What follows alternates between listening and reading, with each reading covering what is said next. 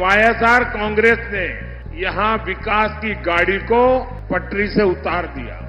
AP GDP 2019లో 8.7 లక్షల కోట్ల రూపాయల నుండి 150% పెరిగి 13.1 లక్షల కోట్లకు చేరింది. 16.2% భారతదేశంలో 4వ స్థానంలో నిలిచింది.